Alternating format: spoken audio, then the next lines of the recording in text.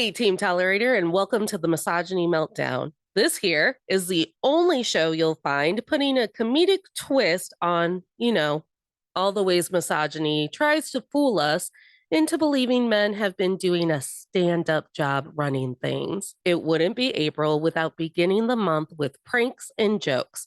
And while I decided a while back that this month's episode will be a festival of fools, I can't help but notice that people weren't so quick this month to prank one another on April Fool's Day. Hmm.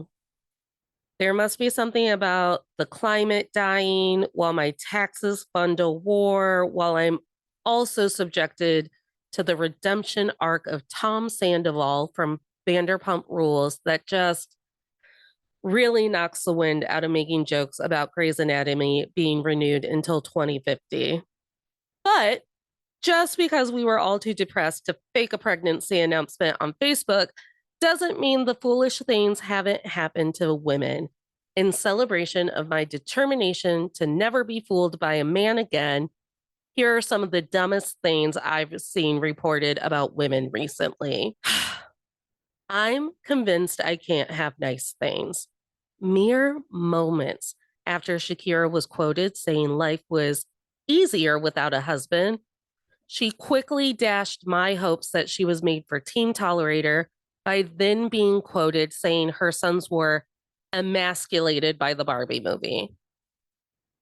Listen, if wearing a fur jacket while singing a power ballad with your bros about your feelings of inadequacy isn't masculinity, I don't want it.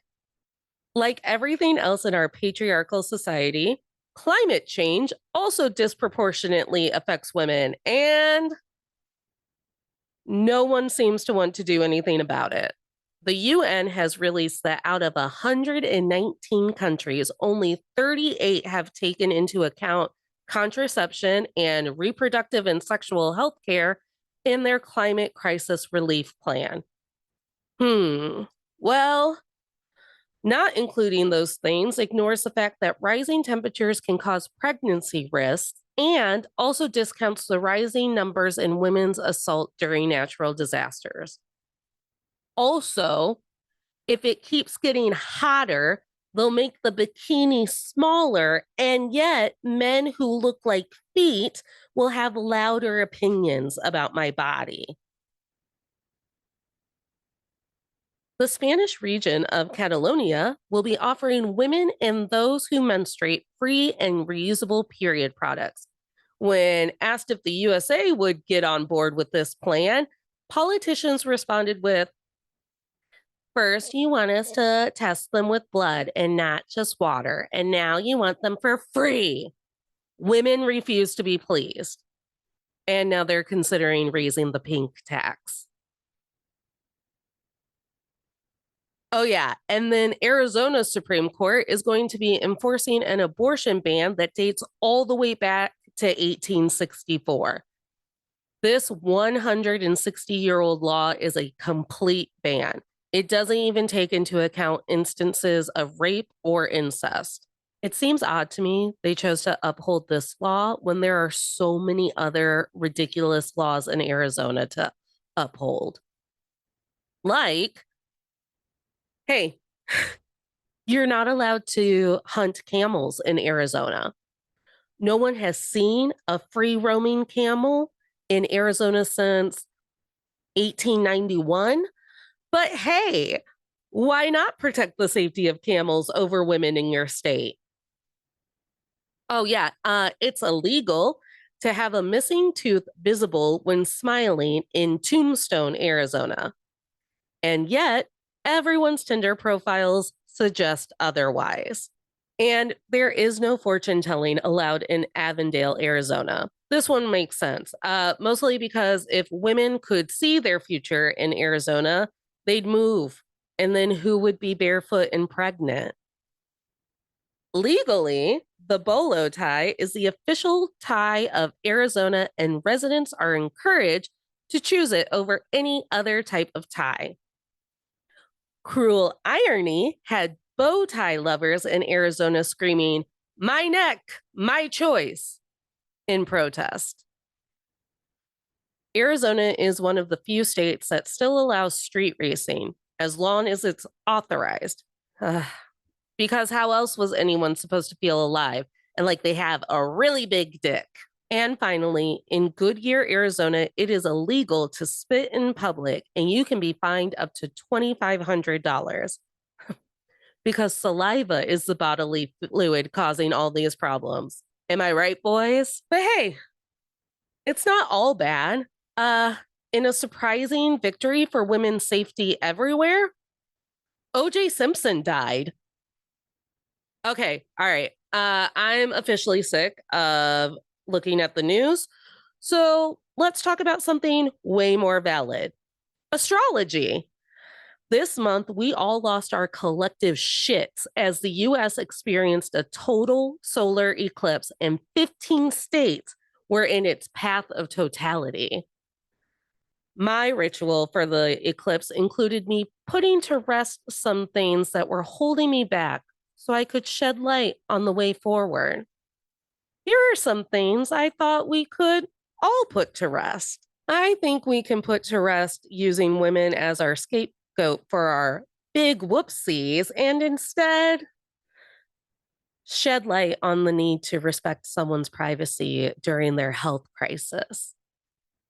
And let's go ahead and put to rest fat shaming women for having opinions and instead shed light on women being more than the objects that make your dick hard. While we're at it, I'm sick of hearing about Ozempic. So let's put that to bed while we focus on whether or not our food is actually healthy.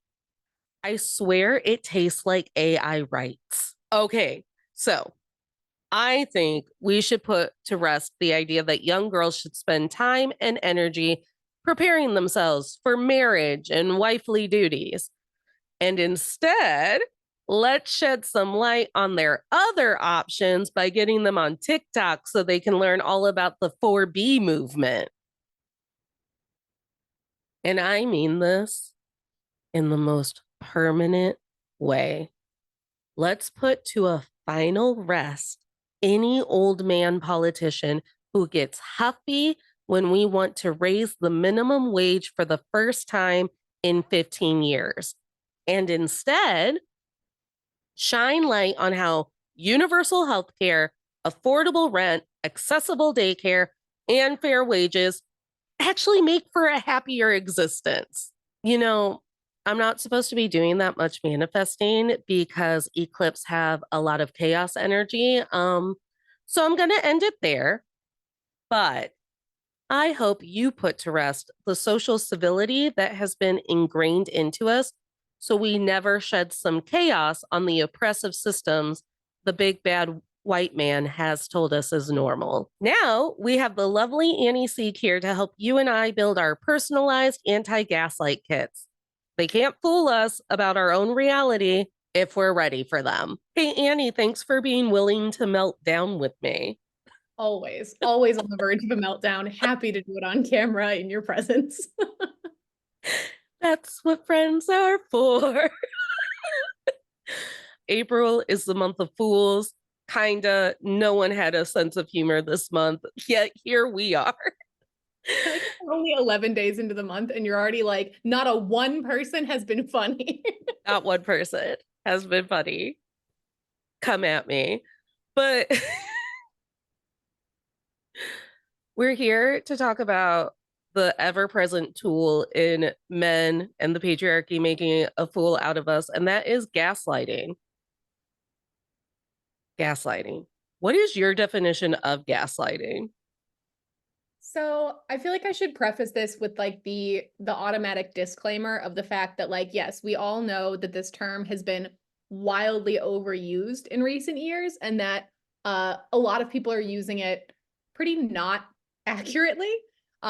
But from my understanding, gaslighting is basically where someone, I don't know if it has to be intentional or if it can be sort of subconscious on their part, but they are leading you to question your own sanity in order to make whatever they're doing seem acceptable when it's not. And so it is definitely one of the favored tools of patriarchy because, as probably anyone who's paying any attention has noticed, everything a woman does is labeled as crazy. Any thought Crazy. or feeling you have is almost immediately labeled by someone as crazy. And hot take, lots of the things we think and feel are not crazy. So that's my spark notes for it. You heard it here first. Not everything women do is, in fact, crazy. I will say it's important, the not everything, because some of the things, certainly for myself, that I've thought and done.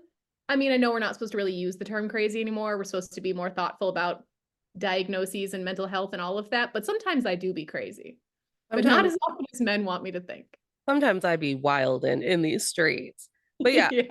mine was basically the same. It's like, it's when you're standing there in front of someone and you were speaking your reality. You're like, remember when this happened? And they're like, that's not what happened at all. And they're like, and then you're like, I don't remember the last time you were Yoda. And then they go, no, believe me, it didn't happen. And everything's fine. And you're perfectly safe. And your entire body is screaming, I don't feel safe, but I don't know why. Yeah, it's such an insidious thing because even if you have a lot of awareness of gaslighting as a concept and as a tool of manipulation, it can still absolutely get you. Like, this is not a new concept to me. And I look back at my previous relationship and I'm like, oh, so there was a lot of it. There was a lot of it that was happening that I didn't notice. It gets you. It It gets gets you. you.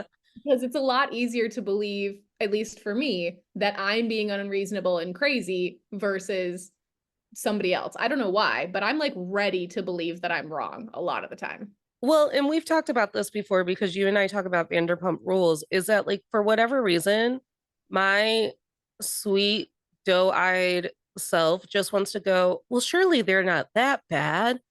And of course, they have every good intention in their heart to treat me okay. Yeah, I think it's easy when you're looking at like an outside, completely removed situation like Vanderpump Rules to be like, oh, what's happening is definitely wrong and what they're saying makes no sense. But at least in my experience, I'm pretty picky about who I let into my like inner circle, who I give the opportunity to gaslight me. And generally, if I've let somebody in, I'm like, it's because they're good. I've already decided that. And people are a binary of either good or bad, of course. And then it's shocking to me every time that that's not quite how that works. Well, and that will bring me to my next point, which is that I do self gaslight, where I'm like, well, surely if this person has walked into my home, they are a liberal who loves gay people, would never, ever support cops. Natalie, are you out here dating some MAGA freaks? Is that what's happening? Are you trying to tell me that you date the right? Remember when I did that fake version of Love is Blind? I know you have a dark past on that front. As a side note, my pets seem to have both just decided that now is time for a meal. It is not, but if there's a bunch of weird chaotic noises in the background, I apologize. They're trying to gaslight you. They're like, do you see Yeah. us? We're hungry. Yeah. They're like, it's definitely time. This is the time that you always definitely feed us for sure, even though you did 2 hours ago. So that's fun. Lady who doesn't tell time correctly. It is our feeding time. But yeah, I do have a dark past, mostly because I've grown up in Indiana and So sorry.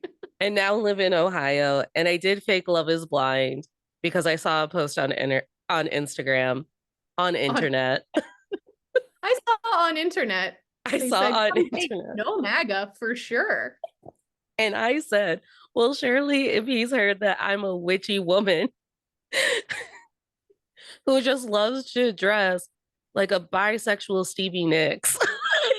Like I I'm just sorry, like a bisexual Stevie Nicks? Are we assuming that Stevie Nicks is Stevie also Nicks she denies so much. She's like, I don't understand why people think that I'm their witchy queen. And I was like, because I'm convinced you control the moon, Stevie. Like, I basically in my mind have merged actual Stevie Nicks with the Stevie Nicks inspired witch from American Horror Story yes. Coven.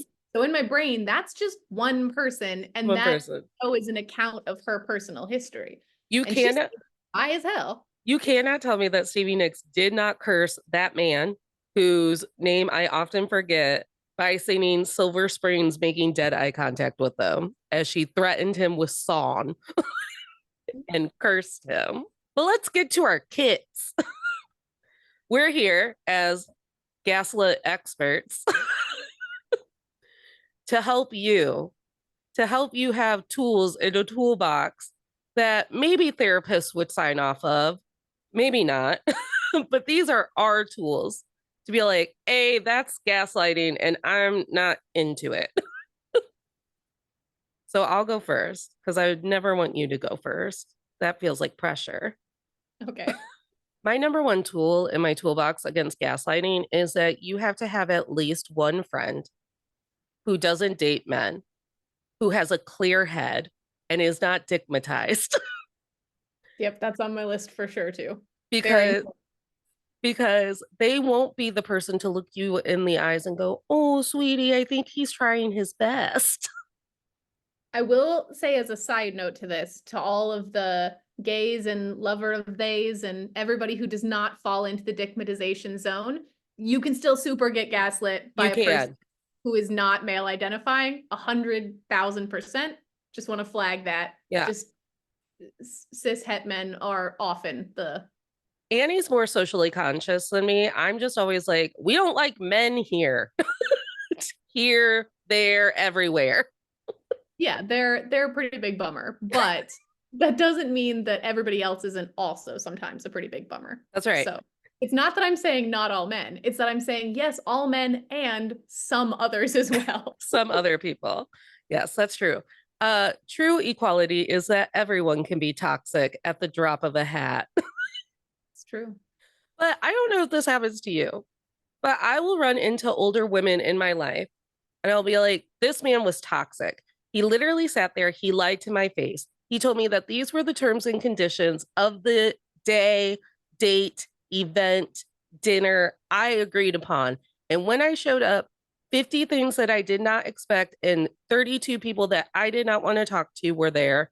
And when I said, hey, I remember that this is what was going on, I was then told that's not what I said, or you must have misheard me, or you must have misunderstood what I was talking about.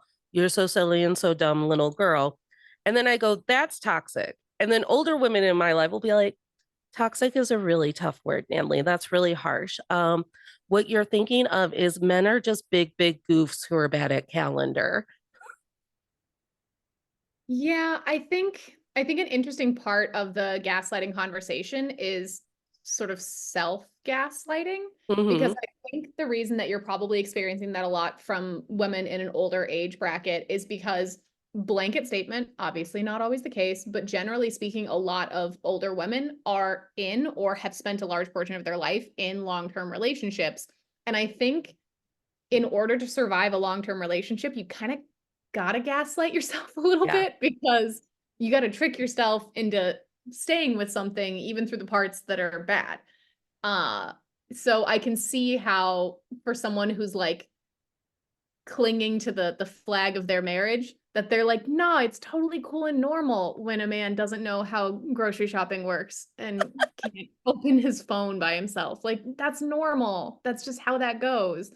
Yeah. So I guess that would be the exact opposite of the kind of friend that we would recommend for Right. your kids. Well, and this happened one time when I was at Friends with Dinner too. With Friends with Dinner. I was with friends at a dinner. We were at Gotcha. a restaurant.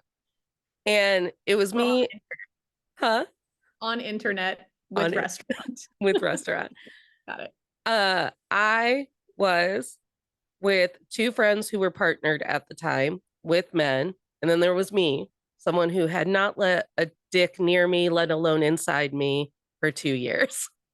And I'm sitting there and I'm listening to said friend complain about how she didn't want to do something. And every time she put up the boundary, he course corrected her with a boundary of his own and why whatever she didn't want to do was important to him and why she should respect that or whatever. and all of my alarms are going off. And I'm like, no, dangerous. You just told me that you did four things that you didn't want to do, all because every time you tried to say no, he said but it really should be yes. And this is why. And use therapy language of all things against you. And my other friend who was partnered at the time went, have you guys tried sitting down and talking about your love languages? Because communication in relationships is hard. And I went, what? Ooh, yeah. Yeah. I mean, for in fairness to your friend, communication in relationships is hard. That's true.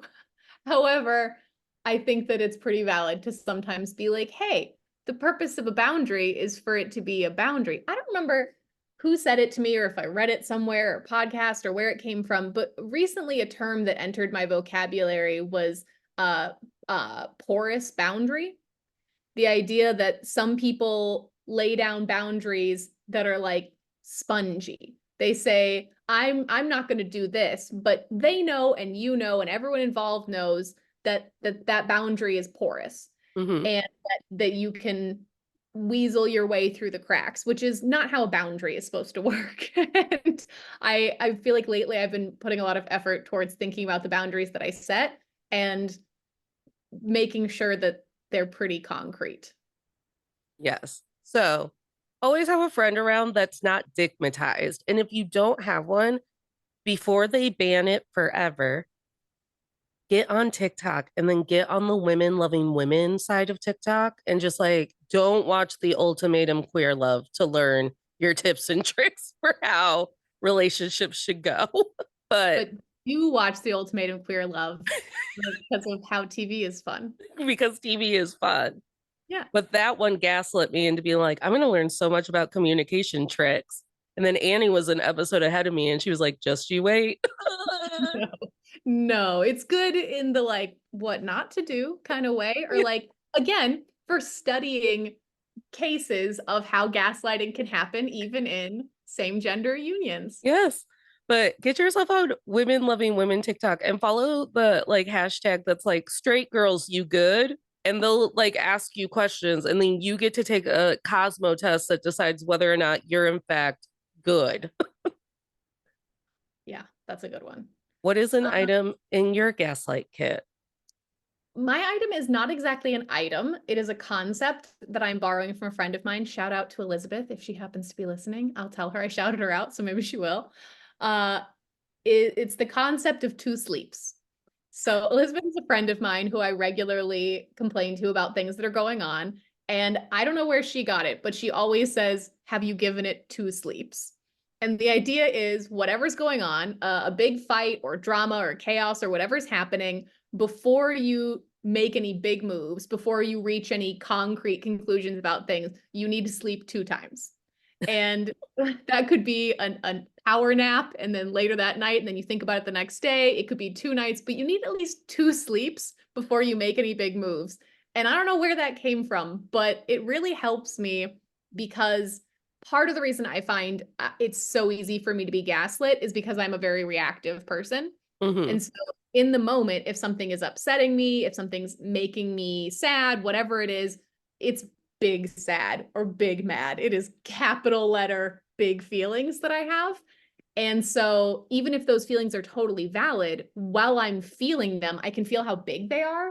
And if someone goes to a place of like, oh, you're being nuts, I'm like, well, it does feel nuts inside my head right now.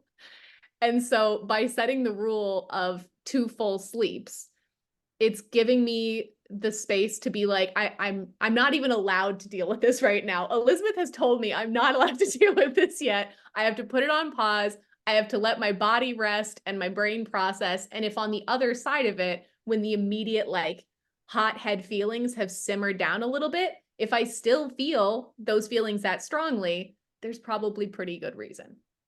I love the two sleeps rule. I don't, maybe Elizabeth came up with it and then someone told it to me. I don't know. I've heard it a couple of times, but I love the two sleeps rule because sometimes my my reaction is still the people pleasing codependent reaction. And it'll take me those two sleeps to realize that I was angry or that I was sad or mad or I felt lied to. And most people are like, they act like we're all still just like adult toddlers or like puppies, where it's like, well, you didn't correct me in the moment, and therefore I'm fine. And you don't get to correct me anymore. And it's like, no, my brain just needed to sit there in all of its chemicals and go, that is a red flag. And you need to communicate to someone that, like, you don't appreciate the way that that makes you feel, or else I stew. And I think you just said something really interesting in the idea that it's a question of how it made you feel. It doesn't have to be as black and white as like somebody's the good guy, somebody's the bad guy, somebody's doing something wrong.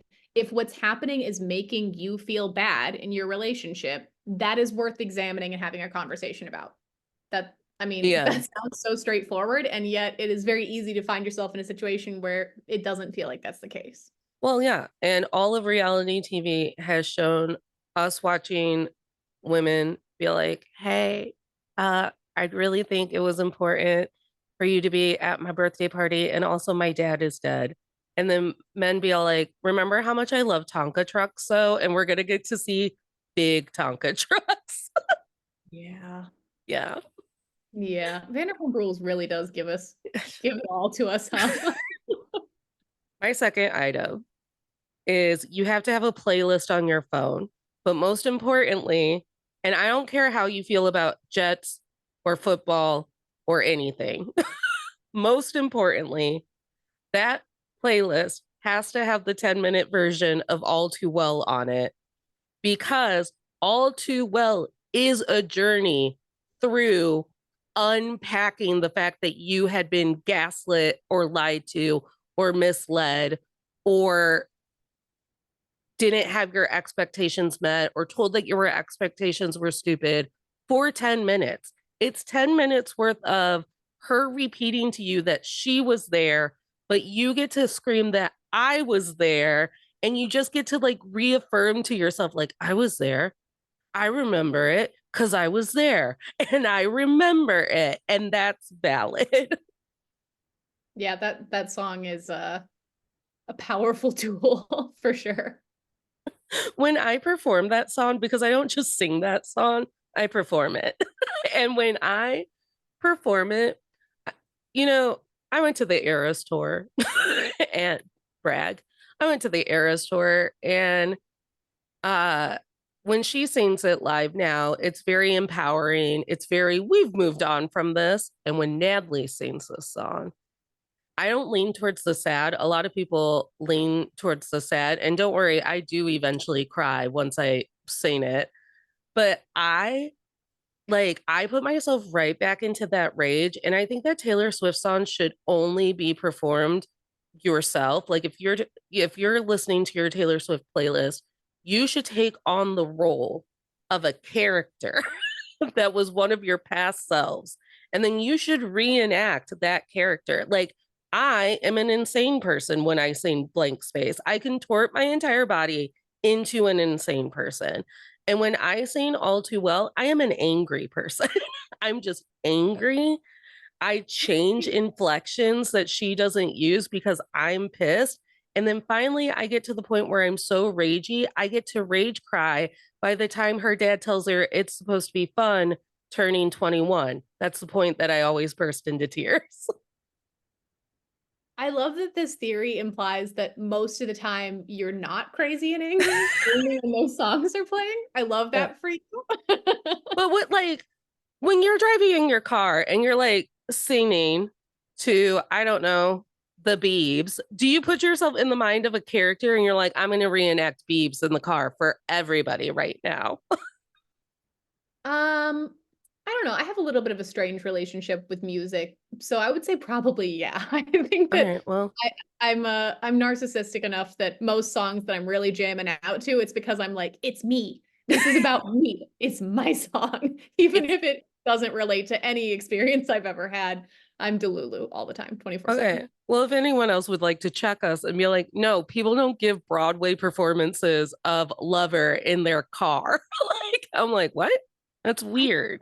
guarantee that you are not alone on that. I know What? that you're not alone because I also do that. I guarantee you we are not alone. That song, the fact that a 10-minute song is as popular as this is testimony to the fact that that song resonated with some people out there for sure. I get angry when it's not the 10-minute version that like comes up on my shuffle. I'm like, how did this subpar version get into my phone? Unholy. Unholy. What's something in your gaslight kit? The next thing in my gaslight kit, again, these are not really things, but they are points. They're bullet points, I would say. Uh, if you have the opportunity, meet their parents. Yes. I talked about this on the Love is Blind episode. Yeah, because of a few different things. Maybe they have parents who are like super reasonable and conscious of how their kid functions and can be a little bit of like a friend in battle in this way where they'll be Mhm. like, yeah, this is classic them, am I right? And you're like, that is classic them. Okay, I'm not nuts. This is a thing. There's history here.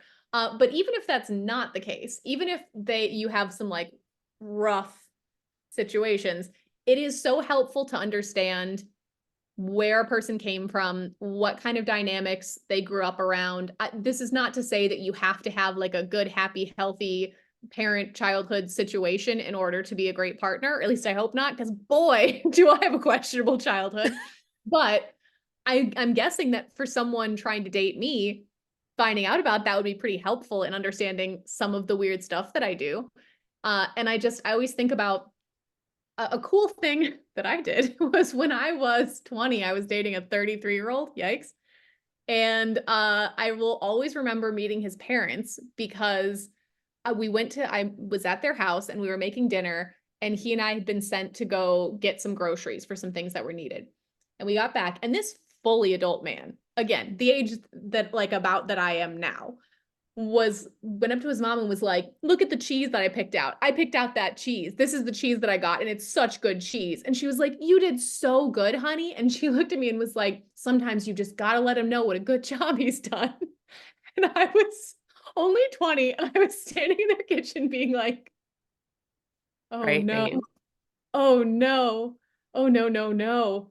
This explains so much because in that relationship, as someone who was significantly younger and less experienced, it was so easy for that person to make me think that I didn't understand things and I was being unreasonable and that he was an authority on everything. And suddenly standing there being like, ah, you have grown up in a situation where everything you do is praised as like the best, most correct, awesome version of something. Of course, you think you're right about everything, but that doesn't mean that that's true.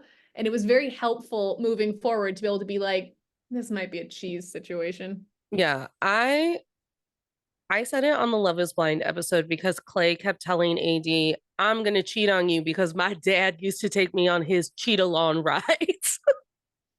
And I was like, AD, you have to start listening to it. And this is my point. I remember having a boyfriend who loved his dad as you're supposed to. However, his dad would do these like horrendous things to his stepmom, where it was like she would be expected to be at home every day at 5:30 because he wants to eat dinner at 6. But if he comes home at 8 because he was out with the bros, that's fine. And he didn't text her or anything of it. They were mean to her. This man's mom died when he was young, so he kind of also resents the stepmom because she like came in and tried to like sound of music the house, where she's like, what if this was a house where like we didn't eat Chef Boyardee right out of the can and the bathroom every once in a while smelled like lemons? Like what if that was a house happening? And it didn't hit me until very recently that you have to meet your partner's parents very early on in the relationship, and you have to be prepared for them to be red flags. And if your partner is looking at their red flag parent and being like, my dad's the best dad in the entire world. And you've watched him scream at a woman. He tried to grope you. He made some remark about abortion, or he made something that was like, only sluts don't get married by the time they're 30 or whatever. And the guy you're with is looking at his dad with nothing but admiration. My instinct is to be like, run away. You have to run away because there's going to be so much work that he hasn't done yet that you're just going to be begging him to do when it comes to his own father. And I was 24, maybe, and I had to go pick up my drunk boyfriend from the bar.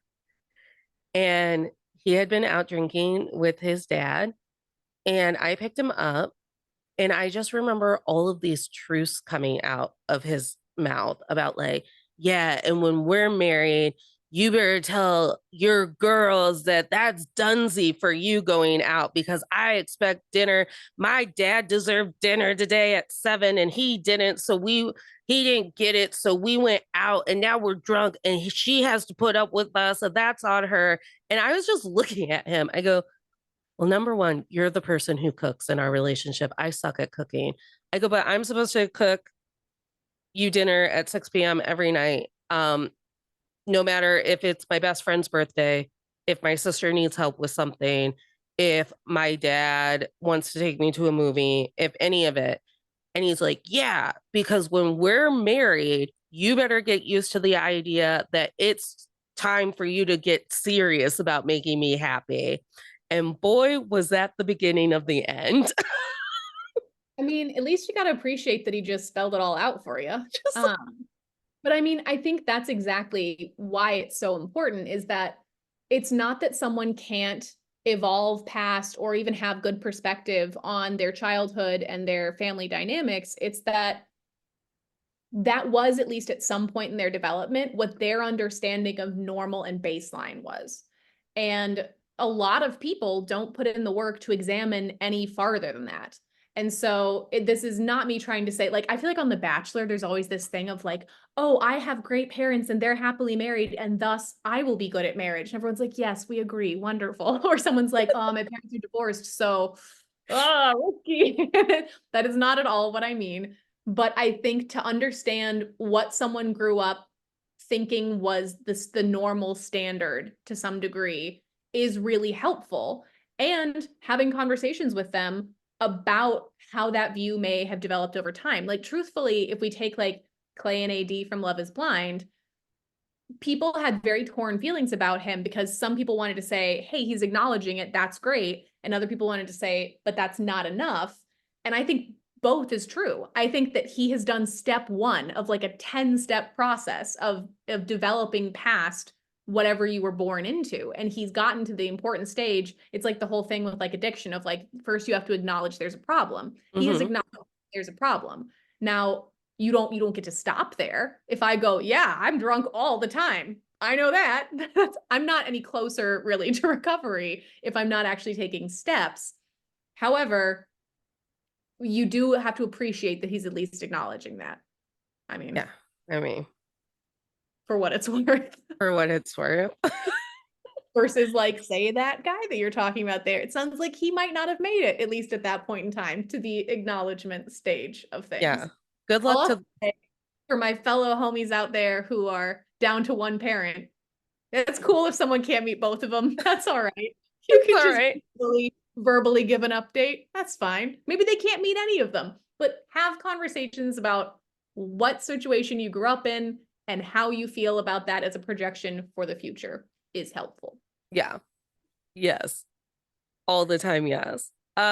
Like your two sleeps rule, another little tool in my toolkit is you have to have 2 to 3 weeks of no contact if you've decided that this is a person who does not get to be in your life.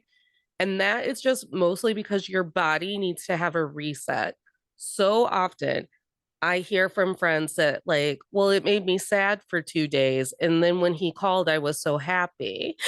And I'm like, eat an Oreo, block him from your phone and eat an Oreo. And it's like, oh. And then 2 weeks later, they're like, I can't believe I'm being treated like this again. And it's like, I have to start being more empathetic to the fact that loneliness really bothers people. I have never, I guess, given a shit enough about a man to where the absence of him really bothered me. My first really big breakup after college, I went to my college's homecoming and one of the administrators was like, "Hey, I heard that you guys just broke up. I saw on Facebook. How are you doing?" I was like, "I've already eaten my Snickers over that. Woo, let's go." She's like, "Okay, that's unhinged." And I'm like, "Maybe."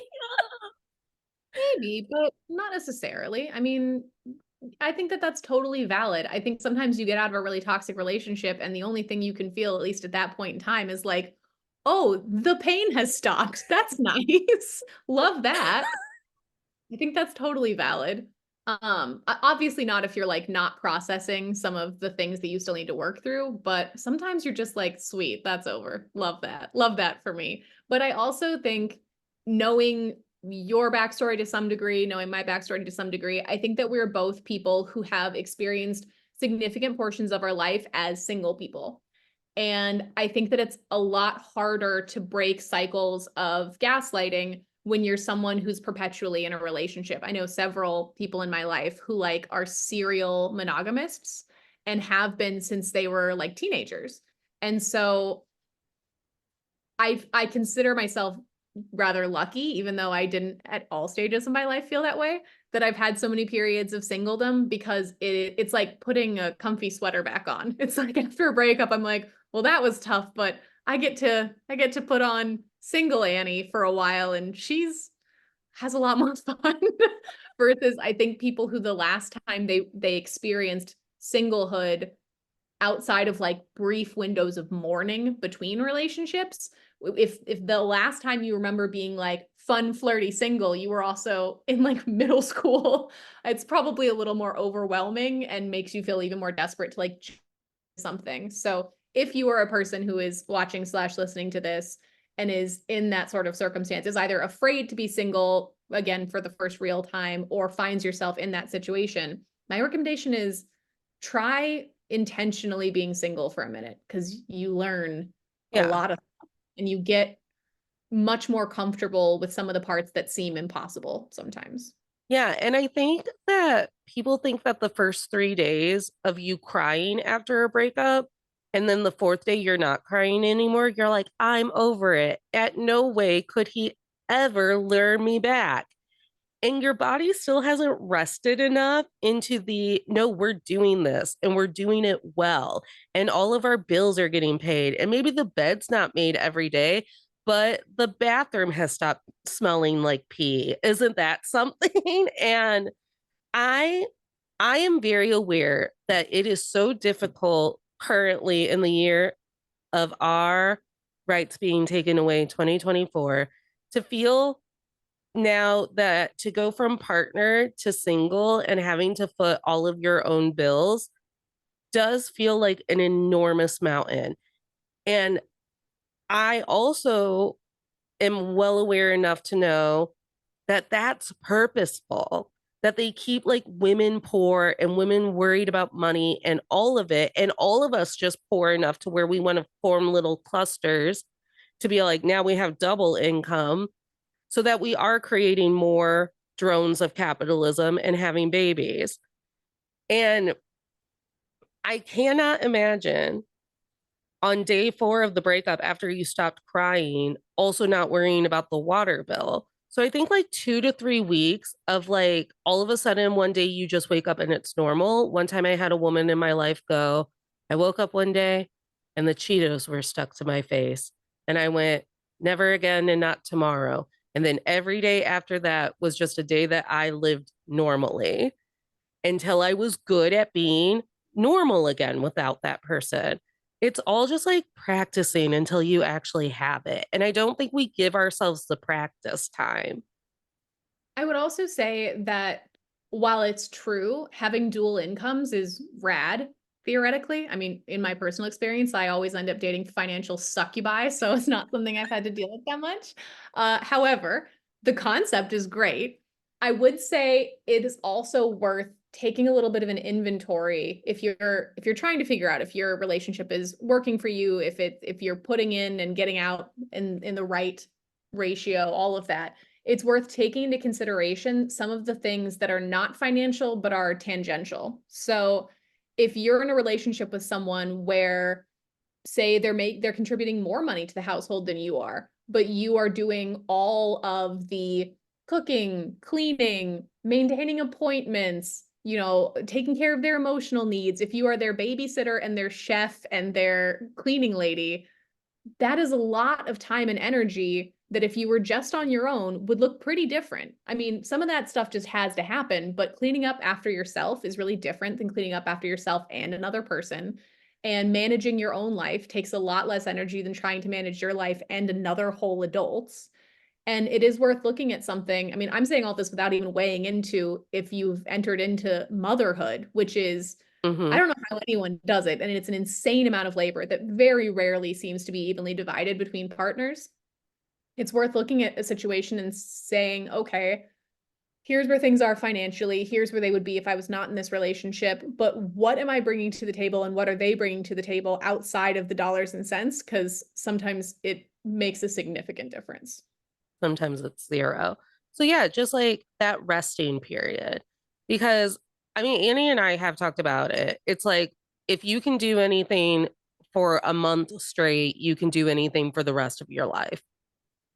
It's always around that month mark that I'm like, I'm not going to the gym today. And then I cancel my membership 2 weeks later. Yeah, a month is kind of the magic number. Depending on the thing, sometimes you can build a habit faster, sometimes it takes longer, but generally if you can make it a month, you're in the flow of it. Um, I think my next thing, which is related to this, is having activities that you do by yourself. And I mean that whether you're in a relationship or not, because I don't just mean like going out with your girlfriends, your partner's not coming. That's great. That's not an activity that you're doing by yourself, though. I mean, by yourself, by yourself. It could be hiking, it could be going to a dance class where maybe there are other people there, but you're not bringing your social circle or a partner to it. It could be going to the movies by yourself, going to a restaurant by yourself. I think it's really important at any stage of your life, especially if you're wanting to make sure that you kind of are viewing things from a clear-headed standpoint, to build in time for an activity that is purely selfish and purely solo. And then you get bonus points if within that, sometimes there's silence. Because I'm a person that loves audio overstimulating myself and constantly having a podcast or music or TV or conversation at all times. And sometimes I really need to sit with my own thoughts for a minute. So if anyone else out there is a crazy audio head, turn the music off for a minute, do something by yourself, maybe go for a walk and just listen to like bird song. And it suddenly becomes a lot easier to look at something from a perspective and be like, oh no, I was right about that. And I knew it all along. Yeah. The the amount of people that I mean, I was just watching Abbott Elementary because I'm watching Abbott Elementary for the first time because I just never jump. I'm really bad at sitcoms, I but completely understand. I'm just doing the head shake of Quinta Brunson appreciation. I just, if you mention Abbott, I have to bask in the glory that is Quinta. She's a genius. she's a genius. In between seasons 1 and season 2, Janine and Tariq break up. And I had just gotten to the Halloween episode where she realizes that she doesn't have any friends anymore. And I see that happen so often in friendships. And I was talking to a friend today, or in friendships, in breakups. And I was talking to a friend today, and I was like, here's the thing. I go, it's all fine and good to have reasonable friends who like your partner enough that when you're pissed and lighting the world on fire, they're going to go, oh, but do you remember when he picked us up from the party that we were all too drunk at in 1999 and he bought us Taco Bell and try to like get you back in the good graces? I was like, but every woman needs to have friends who don't give a shit about their partner and didn't actually invest in a friendship with your partner.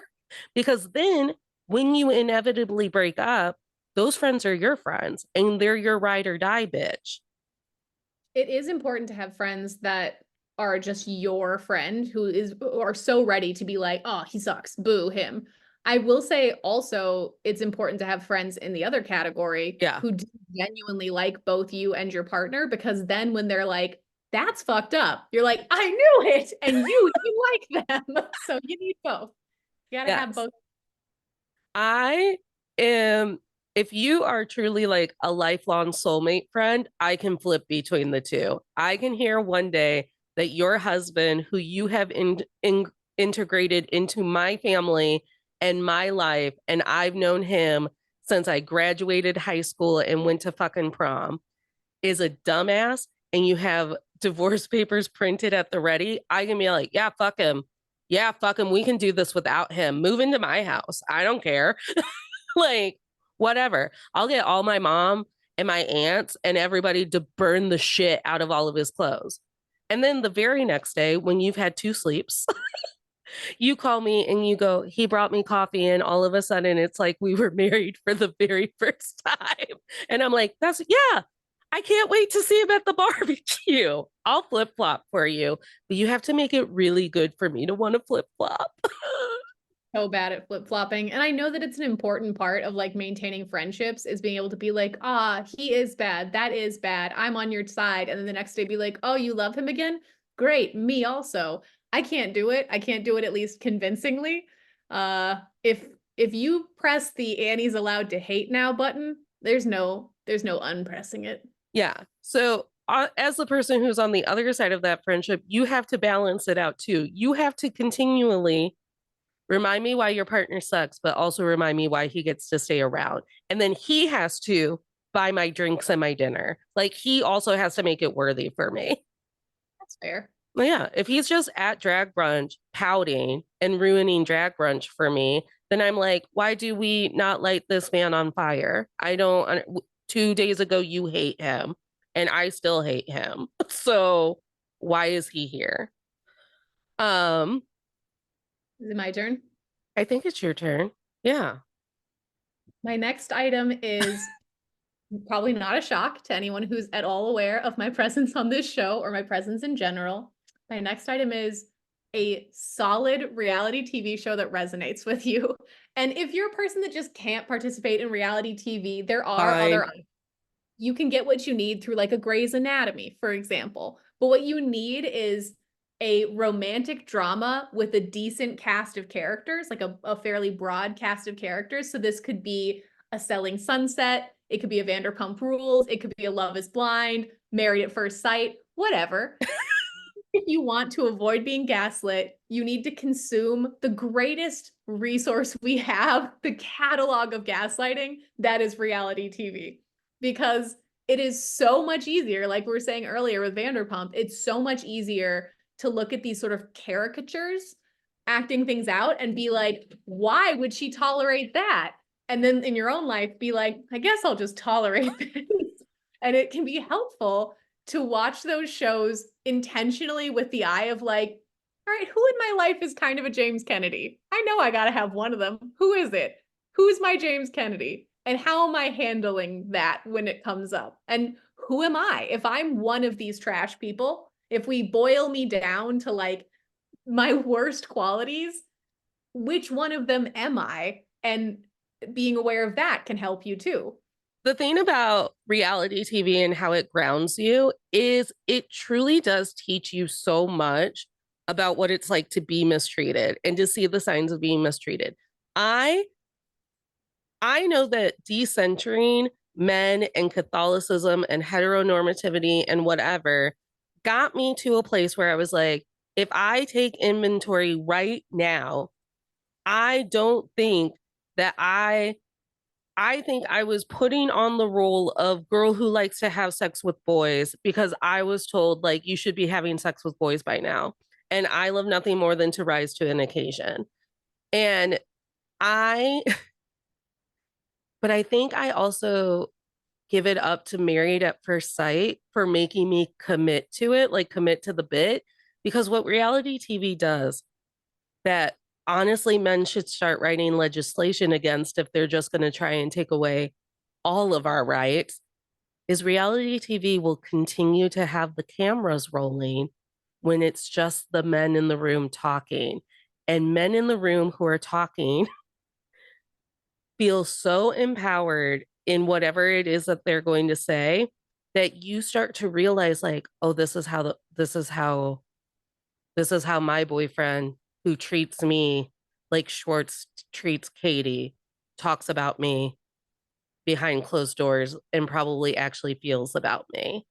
Schwartz I used to tell Katie to her face that he did not care for her personality, but the way that they talk about you or the projection of you or the extension of you is so startling that it truly killed my attraction to men.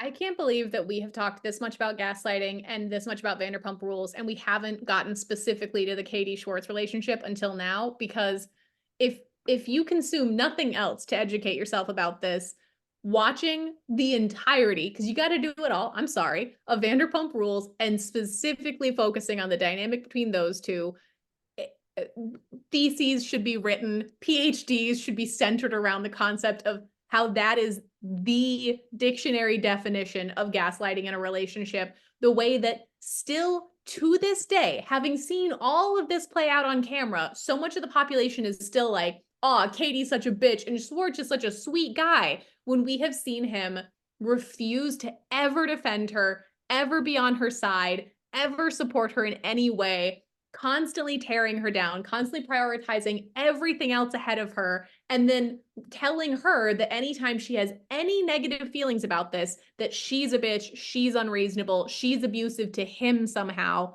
It's those two are nuts, and we're now watching him begin that same cycle with Joe. I'm not a big Joe fan. No, However, there's no denying that what he's doing to her is gaslighting. He's saying to her, I don't want to be in a relationship, but then he's acting like he's in a relationship with her. But then if she expects anything back from him, he's like, oh, no, that's weird because I was so clear that that's not what this is.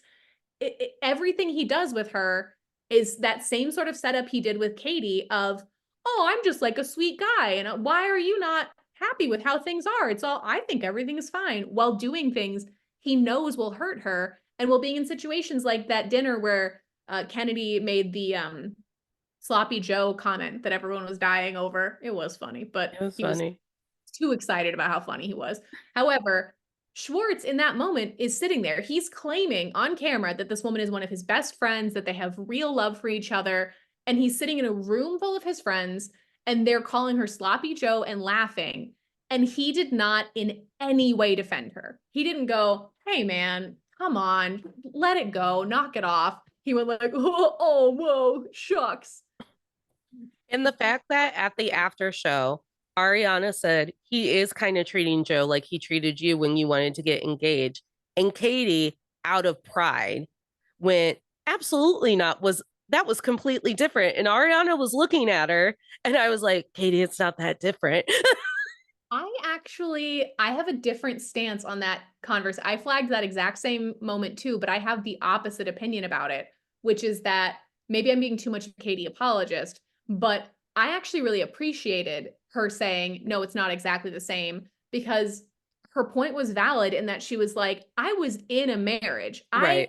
I theoretically had the thing that I wanted and it was bad. And what he was doing was gaslighting. But in that moment, what they were asking about and what Ariana was specifically referring to was like breadcrumbing, which is related, but it's the idea that he's never giving you the thing. You are just taking whatever tiny little pieces that he leaves behind. You only get the crumbs, you never get the meal. And I think it was honestly kind of big of Katie, knowing how much she does not like Joe and is unhappy about this whole situation, to be able to acknowledge like, no, what he's doing to her is worse than what he did to me, because she doesn't even get, like, at least Katie could go, I'm your wife. Like, what the fuck? Joe, it's like, she's nothing to him. And But yet then he when expects everything from her. she cried and left the apartment to go call her dad, he ran like, Joe, I don't understand though. Don't be upset with me, because it's always about him. But yeah, Married at First Sight and that whole inside look, because again, we watch like buddy comedies and sitcoms, and when it's Ray Romano telling his brother Robert about how much his dad sucks or how much his wife sucks and the laugh tracks going, you're like, this is a funny show. They wrote it like men hate their wives. But then you watch reality people do it, and you're honestly, I think people on Married at First Sight are so interesting because they're not actually in it for reality TV because who's going to get famous off of Lifetime, that they do forget about like the mind game that you're constantly playing against the show and your producers. And Chelsea from Love is Blind went on our queen, Caitlin Bristow's podcast, Off the Vine.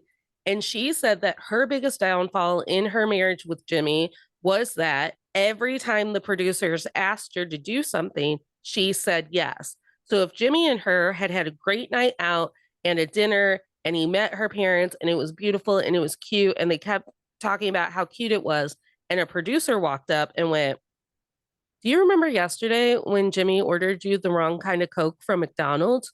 Could you maybe rage to him about that? She'd do it because she'd be like, oh, yeah, that makes sense. And that's important. I think Love is Blind is entering a tough period. For anyone who's not listening to Game of Thrones, I cannot plug it enough. It is a very good breakdown of reality TV stuff, But specifically centered it's not called Game of Thrones. It's called Game of Roses, isn't Game it? of Roses. Yes, my brain I just don't even listen to it. You just repeat it to me. yes. So I have to credit Game of Roses because I am stealing a fair amount of what they talk about regularly. But they discuss how The Bachelor for like years now has been in this era where the producers are actively sabotaging and tearing down the people in the game, because it is a game, and that the audience can tell, and it stops being fun and it sucks. And I understand why they're doing it, because people just like being happy and getting along is not interesting TV. But at this point, the audience is savvy enough to pick up on when things are malfunctioned or not malfunctioned, or what's the word I'm looking for? Overproduced, Yeah, overproduced. Um, manipulated. Manipulated. That's the one I was looking for. And Love is Blind, the early seasons had, I'm sure there was producer interference, but they felt like you were watching a somewhat authentic interaction between people. And they're starting to enter that era where you can tell they're really messing with people's edits and pushing people in other directions. And it's not as fun. It's It not. isn't. And that's on you, Netflix, because I told you how to fix it. I done told you. Sort it out. If we're going to be studying these shows in order to better understand gaslighting, I don't have a producer in my personal life. I need you to keep it real for me. Yeah. Receipts. That is one of my tools. So here's the thing. When you're being gaslit, they are already telling you and making you feel like you're crazy. So baby, let's get crazy. Let's screenshot everything. Let's voice record every voicemail that they send to you. Let's comb through Instagram, Facebook, and TikTok to fucking show them that you know exactly what you're on. I'll double down on crazy every day. And I love nothing more to be in the middle of a argument and slam down my phone and be like, the date was October 15th, 2023. You said, and I quote, I hate Chipotle. Now you're trying to tell me that I'm wrong because I got you a Nachos Bel Grande. So fuck you. October 15th, make that make sense. I realize this is just an example, but I will say if you bring them a burrito and they're complaining about it, the problem is not whether or not they like burritos, but okay. I'm just saying it was where I think I'm getting Taco Bell after this. So it's where my brain was. But to the fact is like they're trying to lead you through a brain fog. And I've got ADHD and I got depression and I got PMDD. I've got enough brain fog. I don't I don't need you blowing smoke into my fog.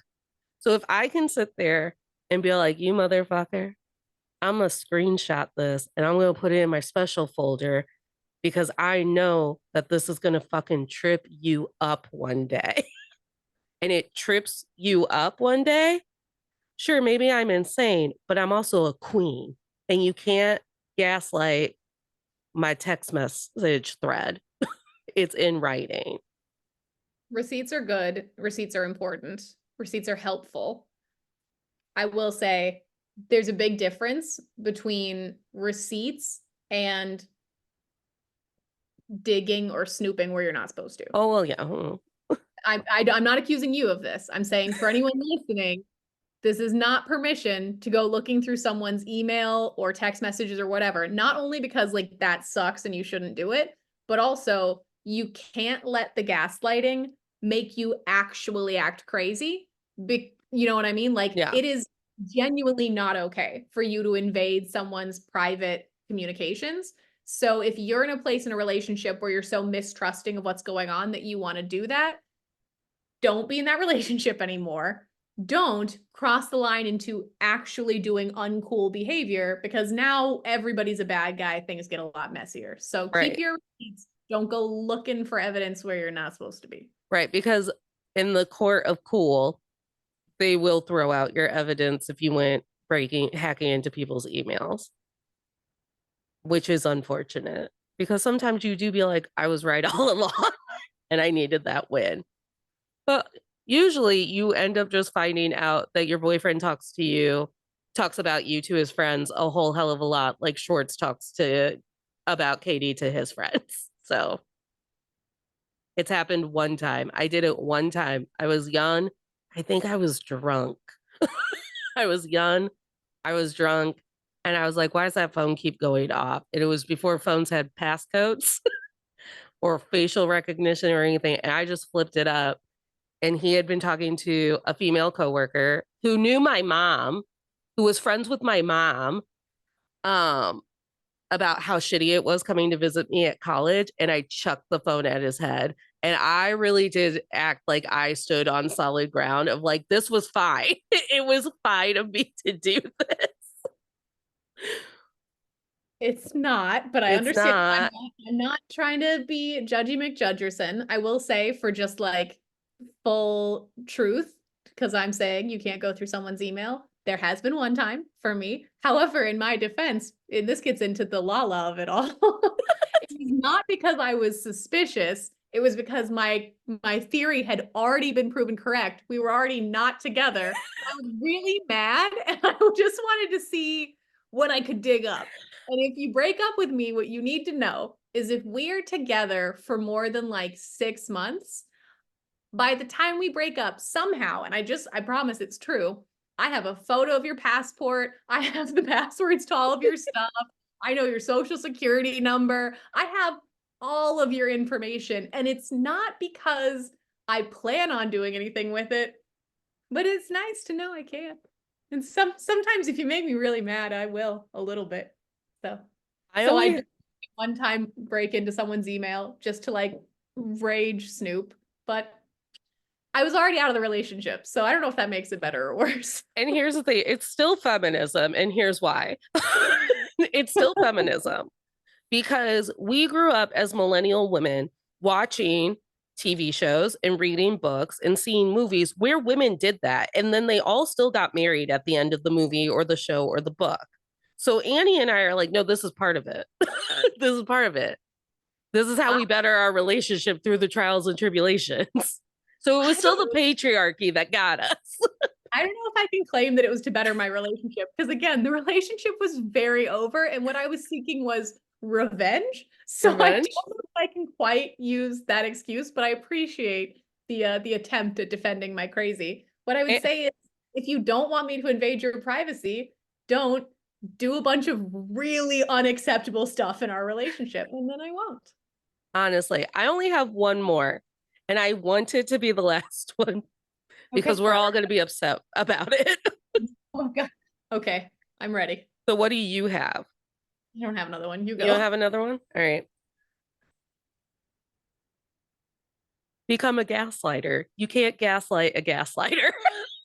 I love nothing more than to walk in, and I do it the most of my family.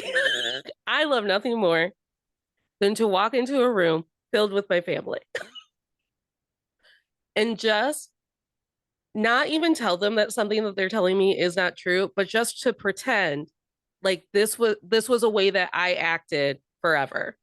So like how I told my parents that I was going to start um dating women was I brought Annie to my dad's wedding. And, and when they asked me who Annie was, I was like, it's Annie. And they're like, okay, and who is Annie to you? And I was like, the love of my life. And they were like, and they're Did they like, think that we're dating? Like now, do they think that we're dating? my favorite aunt thought that we were dating. Oh, And that's yeah, so she's like, I told your mom when you sent photos because Annie and I looked beautiful at the wedding, and by the way. I did have purple hair, which people who are in any way confused about gender and sexuality tend to think is an absolute signifier. It is a pretty good hint. Yeah, why But does everyone think that I went to the Eras tour with magenta hair? Because I was like, I'm here for the girls and the gays. Um, so I brought Annie to my dad's wedding. And when I sent pictures to my mom and my aunt went, I asked your mom two questions. I was like, okay, it's multiple choice. Did Natalie bring Annie because A, her and Annie have entered into an actual romantic relationship, or B, to piss off Joe and upset all of his family? And my mom was like, I think it's column A and column B, but I also haven't really like gotten on solid ground about it. such a difference between your family and my family in that if I brought a date, regardless of gender, any other factor, if I bring a human body to a family event, there will be no pause. There'll be no text message after. Immediately, a horde of Irish witches will descend upon this person for an immediate interrogation. So Oh, that's so that would have happened if you had gone to like my cousin on my mom's side of the wedding of the family wedding. If we had been at my cool family's wedding, the Croatian side of the family, then the Croatian witches, like my Aunt Donna would have read your aura and been like, they're just the friends kind of in love, like the babysitters club. Don't worry. Babysitter's Club. Or like the babysitters. We're the sisterhood of the traveling pants. But so and I refuse to answer any questions about Annie and her relationship to me. I was just like, Annie's important in my life, and she'll be important in my life until the day I die. And you need to get over it. And no one asked me anything because I'm so good at gaslighting my own family that they're like, okay, Natalie dates women now. She brings women to weddings because I usually bring no one to weddings. I had semi come out to my dad. They were trying to get me to date my stepmom's very Catholic son who works for Kyle and Carl from Summer House. Are you saying that they wanted you to date your stepbrother? No, my step cousin. I mean, that's still not It's not great. great.